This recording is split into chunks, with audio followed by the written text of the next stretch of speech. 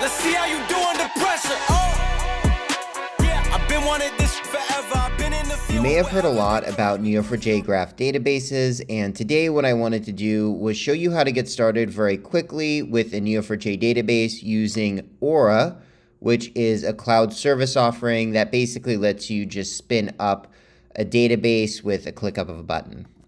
So to go to that, I'm going to go to console.neo4j.io. And for me, I already have multiple accounts inside of Neo4j Aura.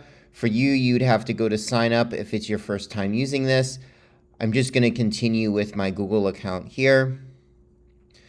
And once you sign in, you'll see that you'll have an opportunity to create an instance.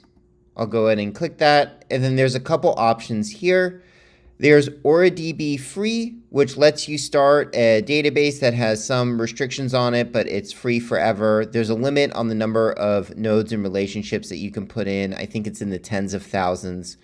And then there is AuraDB Professional. That you can get a free trial for, which I'd recommend using for slightly larger databases. It's a little bit more performant in various ways, but for a lot of purposes when you're just getting started and you just need to run some small examples, AuraDB free works fine. So let's walk through an example here. I'm going to select AuraDB free, and basically what it will do is it will give you this password. You can download a file. This downloaded file will contain credentials that you will use to connect to the database either through a driver or any other tool. Very simple. The relevant ones are the URI, basically where it exists on the web, the username, and the password.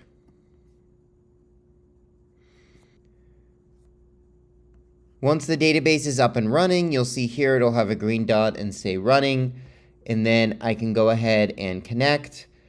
I recommend connecting to query for the first time. And then if it doesn't connect automatically, it might ask you to enter in your database name and credentials from that file I just showed you. This is an empty database, so it doesn't have anything inside of it yet.